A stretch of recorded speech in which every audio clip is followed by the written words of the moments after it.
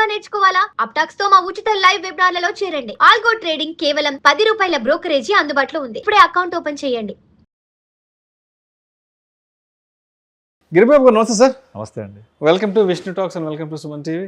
So Giribabu గారు ఈ వీడియోలో కాస్త డీటెయిల్గా మిడిల్ క్లాస్ అనే టాపిక్ గురించి కొంచెం మాట్లాడుకుందాం. మిడిల్ క్లాస్ కొన్ని శతాబ్దాలుగా మాట్లాడుకుంటున్నమాట మిడిల్ క్లాసు. మేము మిడిల్ క్లాస్ వాళ్ళమే, మేము అప్పర్ మిడిల్ క్లాసు, మేము లోయర్ మిడిల్ క్లాసు, వాళ్ళు మిడిల్ క్లాసు. అంటే మిడిల్ క్లాస్ అనే పదం మన నిత్య జీవితంలో అదొక కొలోక్వియల్ లాంగ్వేజ్ అయిపోయింది. చిన్నప్పటి నుంచి మాట్లాడుకోవడంలో మమేకం అయిపోయింది. సరే, ఇప్పుడు మిడిల్ క్లాస్ అనేదానికి ఏంటి సరైన నిర్వచనం? అసలు మిడిల్ క్లాస్ అంటే ఎవరు? మేము మిడిల్ క్లాసా కాదా అనడానికి ఉన్న పారామీటర్స్ ఏంటి? నార్మల్గా మిడిల్ క్లాస్ అంటే చాలామంది ఎకానమిస్టులు కానీ డెఫినేషన్ చాలా చూస్తూ ఉంటాం. అంటే నెలకు 40,000 రూపాయలు నుంచి 50,000 సంపాదిస్తే వాడు మిడిల్ క్లాస్ ఉన్నట్టు, లేదా ఇంట్లో ఎంతమంది ఉంటే అన్ని 40,000 ఉంటే వాళ్ళు మిడిల్ క్లాస్ అన్నట్టు, లేదా నేను ఈరోజు సంపాదించేది రేపు తినడానికి ఉంచుకుంటా, రేపటి కోసం, ఇవాళ సంపాదించేది రేపటి కోసం అంటే పావర్టీ, పేదవాడు. లేదు, నాకు నెల జీతం వస్తుంది కాబట్టి నేను ఈ నెలంతా హ్యాపీగా ఉంటాను, మహా అయితే నా దగ్గర ఎమర్జెన్సీ ఫండ్ ఒక 6 monthsకి ఉంటుంది, మిడిల్ క్లాస్. ఎప్పుడైతే జనరేషన్స్ టుగెదర్ మాట్లాడతామో, జనరేషన్స్ గురించి మాట్లాడతామో, వాళ్ళు upper class and higher upper class.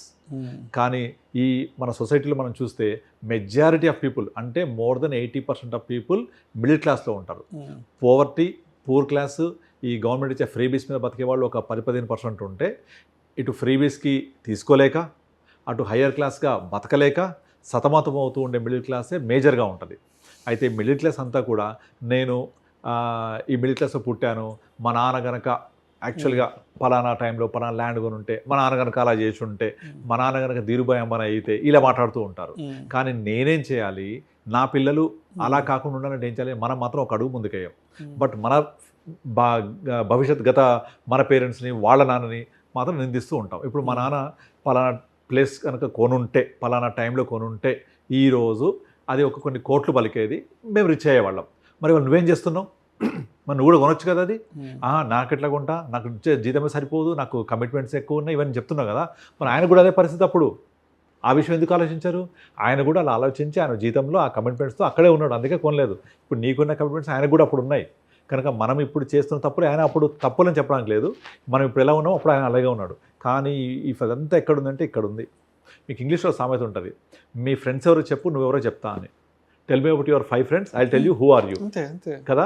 So కనుక మనము మన చుట్టూ ఉండే మనుషులతోటి ఎవరితో మనం ఉంటున్నాము, మన థింకింగ్ ఎలా ఉంది, మన ఆలోచన విధానం ఎలా ఉంది, ఇది కనుక మనం ఉండే మనుషులతో మాట్లాడుతూ ఎప్పటికప్పుడు మన ఆలోచన విధానాన్ని కనుక మార్చుకుంటూ, నేను హై థింకింగ్ ఉండాలి, బిగ్ నెంబర్స్ మాట్లాడాలి. ఇప్పుడు నా దగ్గర వచ్చే క్లయింట్స్ అందరికీ నేను ప్రతి ఒక్కళ్ళకి కూడా మినిమం మీ రిటైర్మెంట్ కార్పస్ 5 కోట్లు ఉండాలని మాట్లాడుతుంటాను. 5 కోట్లు, అరే నా జీతం ఎంత లేదు కదా, నాకు వచ్చే శాలరీ నుంచి ఎంత సేవ్ చేసి ఎంత అంటే, first of all think big అనేది మన ఆలోచనలో ఉండాలి. అప్పుడే కానీ మీరు రేపు పొద్దున భవిష్యత్తులో మీరు ఆలోచన చేయగలుగుతారు. మీరు ఆలోచన చేయకపోతే ఆచరణలో ఎక్కడి నుంచి వస్తుంది? ఒక ఎగ్జాంపుల్ చెప్తాను. ఇప్పుడు మీకు నార్మల్గా ఈ కొన్ని లారీల వెనక చూస్తూ ఉంటాం, ఏది నన్ను చూసి ఏడవకరా, బురే కాలే వాళ్ళే బురే అంక వాళ్ళే తెర మూ కాలే అని చూస్తూ ఉంటాం. అంటే ఒరే నల్ల మన దిష్టి పెట్టేవాడా అని రాసుంటుంది, అప్పు చేసుకున్నాను బాగా రాసుంటుంది.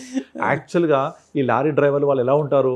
నేను లారీ కొనుక్కొని బాగుపడుతుంటే చుట్టూ వాళ్ళు ఏడుస్తున్నారు, నేను లారీ కొని నడుపుకొని మంచిగా సంపాదించిన ఏడుస్తున్నారు ఫీల్ అవుతుంటారు. ఎవడైనా ఒక్కడైనా లారీ కొని నడుపుకుంటే అదొక మంచి జీవితము, అబ్బాయి ఆయన సుఖపడిపోతున్నాడు ఎవరైనా ఫీల్ అవుతాడా? ఎవ్వరు ఫీల్ గారు. అది కష్టమైన పని. తెలుసు వరకు. కానీ వాళ్ళు ఏమనుకుంటారంటే నేను లారీ కొనుక్కొని బాగుపడితే అందరు చూసి అసూయ చెందుతున్నారని, నన్ను చూసి ఏడవకరని రాస్తూ ఉంటారు. నిజంగా కనుక రిచ్ అనేది ఎవరి దగ్గర ఉంటుంది? లారీ డ్రైవర్ కాదు. ఈ లెక్కన బెంజ్ కార్ నడిపే వాళ్ళు ఎంత పెద్దగా రాసుకోవాలా? కార్ అంతా స్టిక్కర్లు వేయించుకోవాలి. నేను బెంజ్ కార్ అనేది ఏ బెంజ్ కార్లో నడిపే ఎవరు కూడా ఇలా రాసుకోరు, ఏ లగ్జరీ కార్ నడిపే ఎవరు ఇలా రాయరు. కానీ ఒక లారీ డ్రైవర్ వెనుక రాసుకుంటాడు. ఎందుకంటే వాళ్ళ ఆలోచన అలాగే ఉంటుంది. నేను బాగుపడిపోయా, నేను లారీ నడుపుతూ ఉంటే అందరూ చూసి నన్ను చూసి ఎడవకరని రాసుకుంటే ఇంకా నాకు ఆ దిష్టి బొమ్మలాగా ఉంటుంది, అది దిష్టి కదా ఫీల్ అవుతుంటాడు. అంటే ఆయన పరిధిలో చూస్తున్నాడు. కానీ అంతకుమించి బెంజ్ కార్ చాలా ఎన్నో రెట్లు కాస్ట్లీ, ఎన్నో రెట్ల నీ విలాసవంతమైన జీవితానికి ఒక ఉదాహరణ. కానీ బెంజ్ కార్ ఎవరూ రాయరు అక్కడ. ఇదంతా కేవలం మైండ్ సెట్ మాత్రమే. ఫస్ట్ ఆఫ్ ఆల్ ఈ మైండ్ సెట్ నుంచి మనం బయటకు రావాలి. మనం బయటకు వచ్చి నేను, నా పిల్లలు ఎలా భవిష్యత్తులో మంచి ప్రదేశంలో మంచి విధంగా జీవించాలని ఆలోచన ఉంటే డెఫినెట్లీ మీరు ఇప్పుడు స్టెప్స్ వేయాలి. సో కానీ నా జీతం ఇంతే, నేను ఇక్కడే ఉంటాను, నా వల్ల కాదు అని ఫీల్ అవుతే నిన్ను నువ్వు వాడుకోకపోతే ఇంకొకటి నిన్ను వాడుకుంటాడు. ఇప్పుడు మీరు ఒక క్లాస్లోకి వెళ్ళి మనము అరే నీకు పెద్ద అయిన తర్వాత ఏమవుతావని పిల్లల్ని అడగండి. నేను ఐటీ జాబ్ చేస్తా, డాక్టర్ అవుతా, ఇంజనీర్ అవుతా, అమెరికా పోతా, ఐటీఎం సాఫ్ట్వేర్ ఎంప్లాయ్ అవుతా, ఇదే మాట్లాడతా తప్ప ఒక్కరు కూడా నేను వ్యాపారం చేస్తా, వ్యాపారవేత్తన అవుతా, వ్యాపారం చేసి 10 మందికి ఉద్యోగం ఇస్తా అని ఒక్కడు మాట్లాడు. నేను ఒక రాజకీయవేత్తన అవుతా అది కూడా చెప్పరు. అంత నెక్స్ట్ లెవెల్ ఎవరు చెప్పరు. అసలు రాజకీయవేత్త పక్కన పెట్టేయండి, అట్లీస్ట్ వ్యాపారం అనేది మన చుట్టూ చేసేవాళ్ళు కనబడుతూ ఉంటారు కదా. అంటే మా అబ్బాయి వ్యాపారం అనే ఒక ఆలోచన విధానం రాకపోతే వాడికి భవిష్యత్తులో అది ఉండదు. ఈ వ్యాపారం చేయాలి, వ్యాపారాల్లో ఇన్ని అవకాశాలు ఉంటాయి, ఇలా చేయాలని ఎవరు ఇవ్వాలి మనకు? ఫస్ట్ తల్లి ఒడి, తండ్రి బడి, ఈ రెండే తొలి గురువులు కదా, ఇద్దరు తల్లిదండ్రి. మరి వాళ్ళ దగ్గర నుంచి ఆలోచన వస్తే మన అబ్బాయికి కూడా నేను కూడా ఇప్పుడు మీకు నార్మల్గా సొసైటీలో రిచ్ పీపుల్ అంటే ఎవరు ఉంటారు? బిజినెస్ పీపులా, ఎంప్లాయీ పీపులా? రిచ్ బిజినెస్ పీపుల్ ఉంటారు. ఆబ్వియస్లీ బిజినెస్ అనేది ఎంప్లాయ్మెంట్ జనరేట్ చేసే ఒక అవకాశం. అది నువ్వు 10 మందికి ఉద్యోగాలు ఇస్తున్నావు. ఎంప్లాయర్ ఆల్వేస్ ఒక ఎంప్లాయర్ రిచ్ ఉంటాడు, బిజినెస్ పీపుల్ రిచ్ ఉంటారు. కానీ ఎంప్లాయీగా ఉండి ఉద్యోగం చేస్తూ రిచ్ అయిన వాళ్ళని మీరు వేళ్ల మీద లెక్క పెట్టచ్చు. అంటే ఇట్స్ వెరీ క్లియర్ దట్ వ్యాపారం చేసి వ్యాపారవేత్తలుగా ఉండి వ్యాపారంలో ఉంటేనే నువ్వు డెఫినెట్లీ రిచ్ అవ్వడానికి నీ యొక్క ఇప్పటి స్థితిగతులు మార్చుకోవడానికి అవకాశం ఉంటుంది. కానీ ఎంతమంది ఆ విధంగా ఆలోచన చేస్తారు?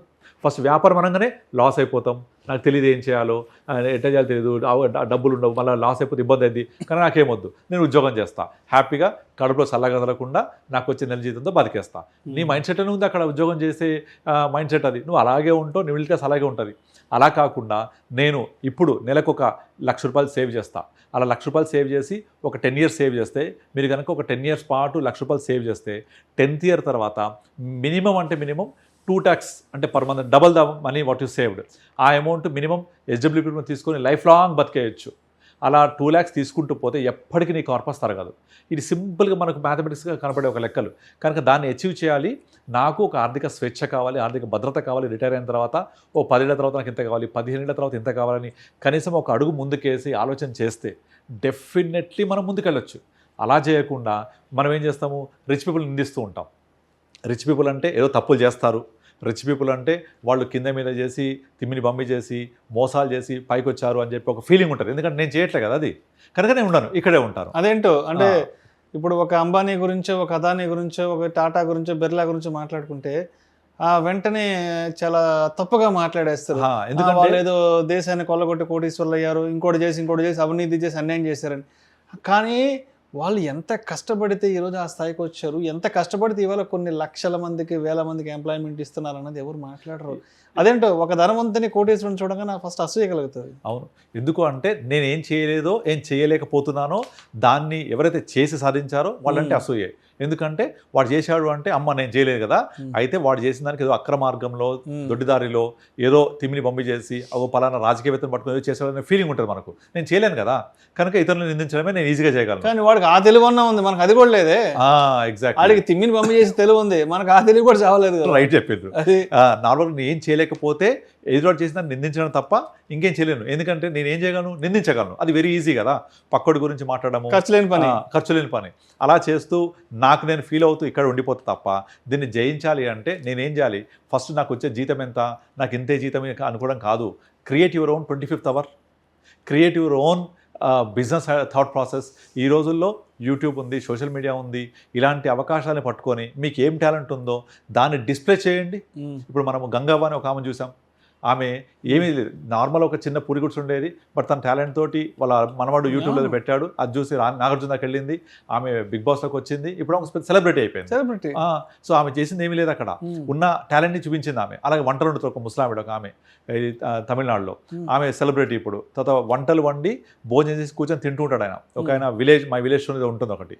సో ఇట్లా వీళ్ళందరూ కూడా వాళ్లకు తెలిసిన, వాళ్ళకు వచ్చిన ఒక విద్యని ప్రదర్శిస్తూ డబ్బు గడుస్తుంది. జస్ట్ చూపించారు, దట్స్ ఆల్. ఇది ఎక్కడుంది? మైండ్ సెట్లో ఉంది. ప్రతి ఒక్క మనిషికి ఒక టాలెంట్ ఉంటుంది. ఫస్ట్ ఆ టాలెంట్ ఏంటో గుర్తించి నాకు నేనుగా బయటకు రావాలనే మైండ్ సెట్ మార్చుకుంటే డెఫినెట్లీ మీరు బయటకు రావచ్చు. అంతేగాని ఒక లారీ డ్రైవర్ లాగా నేను లారీ కొనుక్కొని బాగుపడిపోతే అందరూ చూసి ఏడుస్తున్నానని ఫీల్ అవుతాయి, నువ్వు అక్కడే ఉంటావు. ఈ లెక్కన బెంచ్ కారు వాళ్ళందరూ బాగుపడ్డట్టే కదా, వాడు మంచిగా లగ్జరీ కారు వాళ్ళందరూ ఎందుకు రాసుకోరు అంటే మైండ్ సెట్లో లేదు అది వాళ్ళకు. సో అది మనం ఎప్పుడైతే ఆ ఆలోచన చేస్తామో మన ఉండే చుట్టుపక్కల ఉండే మనుషులు, మన ఫ్రెండ్ సర్కిల్, మనం ఆలోచించే విధానం ఇవన్నీ కూడా ప్రతిబింబిస్తూ ఉంటాయి. ఇంకొకటి, ఇప్పుడు మామూలుగా మనం ఒక పెద్ద సీఎం ఇంటి పక్కన ఉంటే మనం సీఎం అవుతామా అంటే కాము, కానీ మన ఆలోచన విధానం మారిపోతుంది. నేను ఒక ఎగ్జాంపుల్ చెప్తాను. మాకు తెలిసిన ఒకతను డ్రైవర్, అతను యాక్చువల్గా అతను 30 సంవత్సరాల నుంచి డ్రైవింగ్ చేస్తూ డ్రైవింగ్ కమ్యూనిటీలో ఉంటూ అలాగే ఆలోచనలు చేస్తూ అక్కడే ఉన్నాడు, వాళ్ళ పిల్లలందరూ అక్కడే ఉన్నాడు. కానీ ఎవరైతే అతను నడుపుతున్నాడో కారు, అతను నడిపేది ఎవరి కారు, ఒక ఆఫీసర్ కారు, వాళ్ళ పిల్లలేమో అందరూ అట్లాగే ఆఫీసర్లు అయ్యారు, ఈయన పిల్లలందరూ అట్లాగే డ్రైవర్లు అయ్యారు. నేను చిన్నప్పటి చూస్తున్నాను అనమాట. ఆయన నడిపే కారేమో ఆఫీసర్ల కోసం, వాళ్ళందరూ తదనంతర కాలంలో అందరూ పెద్ద పెద్ద ఆఫీసర్లు డాక్టర్లు అయ్యారు. కానీ ఆ కారు నడిపిన డ్రైవర్ కొడుకులందరూ డ్రైవర్లు అయ్యారు. ఎందుకంటే ఆయన ఆలోచన అక్కడే ఉంటుంది, ఆయన ఆలోచన విధానం అక్కడే ఉంటుంది, ఆయన థింకింగ్ అక్కడే ఉంటుంది, ఆయనకు ఉండే డబ్బుల్ని ఖర్చు పెట్టే విధానం అక్కడే ఉంటుంది. కానీ థింక్ బిగ్ అనేది రాదు. ఆ థింక్ బిగ్ ఎప్పుడు వస్తుంది అంటే నువ్వు ఉండే సర్కిల్లో, నువ్వు ఉండే ఆలోచన విధానంలో, నువ్వు ఉండే చుట్టుపక్కల ఉండే మనుషుల్లో వాళ్ళ ఆలోచనని మనం ఎట్లా గ్రాప్ చేయాలి, మనం ఎక్కడ ఇంప్లిమెంట్ చేయాలి, అలా చేయండి, మీకు వస్తుంది డెఫినెట్లీ. అంటే మనం కాకపోయినా మన నెక్స్ట్ జనరేషన్కైనా ఆ ఇన్స్పిరేషన్ ఇవ్వగలం మనం. సో అంతేగాని నేను ఇక్కడే ఉంటా, నేను ఇంతే, నాది ఇంతే అని అనుకోవద్దు. మీకు మేనిఫెస్టేషన్ ఐడియా ఉంది కదా, మేనిఫెస్టేషన్ ఇదే కదా మేనిఫెస్టేషన్ అంతా. మేనిఫెస్టేషన్ ఏం చెప్తారు, మీరు రేపు పొద్దున ఏమవ్వాలనుకుంటున్నారు, మీ ఎయిమ్ ఏంటి అనేది మనము 1-2 సార్లు మేనిఫెస్ట్ చేసుకోవాలి. అలా మేనిఫెస్ట్ చేసుకుంటే ఆటోమేటిక్గా మీకు యూనివర్స్ కూడా హెల్ప్ చేస్తుంది. సో నువ్వే మేనిఫెస్ట్ చేసుకోకపోతే యూనివర్స్ కూడా హెల్ప్ చేయదు. అడగంది అమ్మాయిని అన్నం పెట్టదు కదా. కనుక మనకేం కావాలో మన మనసుకి బలంగా మనము చెప్పగలగాలి. అందుకే ఒక త్రివిక్రమ్ డైలాగ్ ఉంటుంది, భయపడ్డంలోనే పడిపోవడం ఉంటుంది, భయపడడం పడిపోవడం ఉంటుంది. అదే ధైర్యంగా ఉంటే క్యాన్సర్ని కూడా జయించవచ్చు నువ్వు. కానీ భయపడితే అల్సర్ కూడా చంపేస్తుంది నిన్ను. అల్సర్ చంపదు, చిన్న జబ్బు అది. కానీ నువ్వు భయపడుతూ ఉంటే అల్సర్ కూడా చంపేస్తుంది. నువ్వు ధైర్యంగా ఉంటే క్యాన్సర్ని కూడా జయించవచ్చు. ఒక ఎగ్జాంపుల్ చెప్తాను. మా mother cervical carcinoma cancer patient since 1999. కానీ మా మదర్ అప్పుడు 99లో క్యాన్సర్ అంటే ఎలా ఉండేది, ఆ పదం చెప్తేనే భయపడిపోయారు కదా. 99లో మా అమ్మ హైదరాబాద్కి ట్రీట్మెంట్కి వచ్చేటప్పుడు మా బంధుజనవర్గం అందరూ వచ్చి బస్ ఎక్కించారు కొత్తగూడెంలో. కానీ మా మదర్కి ఒక 10 years వరకు కూడా తనకు వచ్చిన ప్రాబ్లం క్యాన్సర్ అనే పదాన్ని వాడకుండా మేము తనకు ట్రీట్మెంట్ చేసాం. అసలు ఎప్పుడు తనకు క్యాన్సర్ అని చెప్పలేదు. హైదరాబాద్ వెళ్తున్నాం, ఒక పెద్ద హాస్పిటల్ ట్రీట్మెంట్, అంతే. ఇదే చెప్పేవాళ్ళం. నేను డాక్టర్స్తో ఇంగ్లీష్లో మాట్లాడేవాడిని. ఎప్పుడు కూడా ఎక్కడ కూడా క్యాన్సర్ అనే పదాన్ని తనకు చెవిన పడకుండా చేసాం మేము. సో క్యాన్సర్ కాదు కదా, సో భయం లేదు. అదే క్యాన్సర్ అని తెలిస్తే ఆ రోజు తను చాలా ఇబ్బంది పడేది. అమ్మ నాకు క్యాన్సర్ వచ్చిందా, అయ్యా క్యాన్సర్ వస్తే బతకరంట, ప్యానిక్ అయిపోతారు. అప్పట్లో సినిమాలు ఎలా ఉండేవి, ఒక 2 హీరోయిన్లు ఒక హీరోయిన్ లేపారంటే క్యాన్సర్ రావాలి ఆమెకు, ఏదో రక్తం కక్కుని చచ్చిపోవడం ఆ రోజుల్లో సినిమాల్లో. సో అలా క్యాన్సర్ వస్తే చనిపోవడమే. కానీ క్యాన్సర్ని కూడా జయించవచ్చు అనేది మనము ఒక మైండ్ సెట్లో పెట్టుకోవాలి. మా మదర్కి మేము 10 years పాటు అసలు పదం ఎక్కడ ఆమెకు చెవిన పడకుండా మేము చూసుకున్నాం. ఎక్కడ వినపడలేము తన క్యాన్సర్ అనేది. కనుక అసలు ఇప్పుడు తెలుసు, బట్ తన క్యూర్ అయిపోయిన తర్వాత తెలుసు. 2016లో she got cured and everything is perfect. మళ్ళీ మీరు ట్రీట్మెంట్ రావద్దు అని చెప్పేశారు. Now today also she is perfectly healthy. అసలు చూస్తే కూడా ఎవరు గుర్తుపట్టరు 99లో క్యాన్సర్ వచ్చిందా అని. ఎందుకంటే తను జయించడానికి కారణం ఏంటి, తన మైండ్ సెట్. మేము అలా తనకి ఎక్కడ ఇది ఒక పెద్ద జబ్బు కాదు, సమస్య కాదని చెప్పుకుంటూ వచ్చాం. అలాగే నేను మిడిల్ క్లాస్ కాదు, నేను ఒక అప్పర్ క్లాస్గా మారుతాను, నేను ఒక హయ్యర్ ఎండ్లో వెళ్తాను, నా పిల్లలు ఒక మంచి ఖాందాన్లో బతుకుతారు, మంచి అట్మాస్ఫియర్లో బతుకుతారని మీరు కనుక మేనిఫెస్ట్ చేసుకొని ఒక అడుగు ముందుకేసి దీనికోసం ఏం చేయాలో స్టెప్స్ వేస్తే డెఫినెట్లీ మీ పిల్లలు అలాగే ఉంటారు. మనం చేయలేంది, మన ఫాదర్ చేయలేంది మన పిల్లలు చేయాలని కోరుకోవాలి, వాళ్ళని ఇన్కల్కేట్ చేయాలి. అలాగే దానికి స్టెప్స్ మన దగ్గర నుంచి స్టార్ట్ అవ్వాలి. స్టార్ట్ అవుతే డెఫినెట్లీ మనము అందరికంటే ఎక్కువ పైకి వెళ్తాం. ఇప్పుడు నా దగ్గర వచ్చే ప్రతి క్లయింట్కి అదే చెప్తుంటా, థింక్ బిగ్. మీ పోర్ట్ఫోలియోని కనీసం మీ రిటైర్ అయిపోయేకల్లా మీ వయసు ప్రకారంగా 10 కోట్లు ఉండాలి, 15 కోట్లు ఉండాలి, 20 కోట్లు ఉండాలని మనము ఒక స్టెప్ వేయడానికి ఇప్పటి నుంచి అడుగులు వేస్తూ ఉండాలి. అంతేగాని నేను 20 సంవత్సరాల తర్వాత అంత ఉండాలంటే ఉంటుందా, ఆ డబ్బులు వస్తాయా, ఉద్యోగం ఉంటుందా అని నెగిటివ్ మాట్లాడొద్దు. ఫర్ ఎగ్జాంపుల్ మీరు ఒక 15 years బ్యాక్ మీ శాలరీ ఎంత ఉండేది, 12,000, 10,000. అంటే 10,000 శాలరీ అంటే సంవత్సరానికి ఎంత, 1,20,000, 1,15,000. అది సంవత్సరానికి. ఇవాళ 15 years తర్వాత మీ నెల శాలరీ ఎంత, అదే 1,15,000. అప్పుడు 1,15,000 అంటే సంవత్సరానికి, ఇవాళ 1,15,000 అంటే నెలకి. అప్పుడేమో 1,15,000 అంటే నెలకని ఎవరు అనుకోరు, ఇవాళ 1,15,000 అంటే మళ్ళీ సంవత్సరానికి ఎవరు అనుకోరు. ఎందుకంటే సంవత్సరం 1,15,000 అంటే కింద మీద చూస్తారు. 1,15,000, 1,20,000 అంటే అది నెలకి. అప్పట్లో 1,15,000 అంటే సంవత్సరానికి. మారిపోలా నెంబర్లు. సినిమాకి వెళ్ళి రెస్టారెంట్కి వెళ్తే ఇప్పుడు 4,000 ఖర్చు అవుతాయి. ఉన్న 10 సంవత్సరాల క్రితం అప్పట్లో మనం 100 రోజుల సినిమాలు, 75 రోజులు 120 రోజులు సెంటర్లలో ఉండేవి. ఇప్పుడు బాహుబలి అంటే సినిమానే 50 రోజులు నడవలేదు, మాక్సిమం 1 వీక్. ఇప్పుడు సినిమా అంటే శుక్రవారం శనివారం అంతే. అయిపోయింది. మన కలెక్షన్ ఎంత? 1000 కోట్లు, 500 కోట్లు, 600 కోట్లు, 300 కోట్లు ఇక్కడికి వచ్చింది. మరి అప్పుడు కలెక్షన్స్ అన్ని లేవు. అప్పట్లో 5 కోట్లు 6 కోట్లు అంటే అది ఇంకా బ్లాక్ కేక. Industry hit. బట్ ఇప్పుడు 100 కోట్లు ఇస్ కామన్. ఇప్పుడు అన్ని 1000 కోట్ల క్లబ్బులు. మనం బాహుబలిని బీట్ చేస్తా అనుకున్నామా? పుష్ప బీట్ చేసేసింది 2000 కోట్లు. మళ్ళీ వస్తారు శివకాశి, మళ్ళీ బీట్ మన చేస్తారు, దురంధరులు బీట్ చేస్తుంటాయి ఇవన్నీ కూడా.